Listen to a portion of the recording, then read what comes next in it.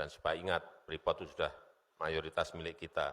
Jadi jangan terbayang-bayang, jangan terbayang-bayang lagi Freeport itu masih miliknya Amerika. Masa lalu. Coba misalnya Freeport nih. Freeport nih. Siapa orang Indonesia yang tidak mau bahwa Freeport itu jatuh ke tangan kita? Semua mau. Presiden sejelek apapun itu selalu dikampanyekan. Tetapi ketika sampai pada masanya, ternyata Freeport itu sudah punya dokumen hukum di mana dia diberi hak secara resmi oleh negara untuk mengelola ini dan diperpanjang 10 tahun sebelum berakhir dan tidak boleh ditolak selama Freeport mau. Tidak bisa disalahkan pemerintah berikutnya. Karena kalau pemerintah berikutnya maksa ke peradilan internasional. Atau mungkin diadakan invasi sepihak.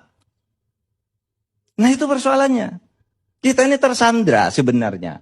Nah oleh sebab itu cara menyelesaikan itu bukan berkampanye. Besok kalau saya jadi gubernur Papua saya selesaikan Freeport. No. Mereka punya dokumen, sekarang tidak bisa, kata divestasi 51% oke, mereka sehari bilang oke, 2 hari kemudian bilang tidak. Sampai sekarang. Prof Mahfud, saya nanya dikit, dokumen yang menyandera kita itu dokumen apa? Dalam soal Freeport.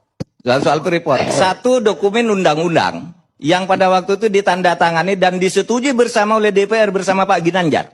Cabut saya aja. punya dokumennya. Enggak, cabut aja tuh undang-undang.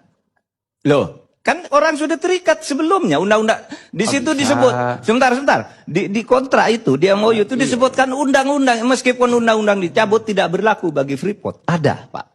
Itu Pak Ginanjar dulu yang buat. Iya.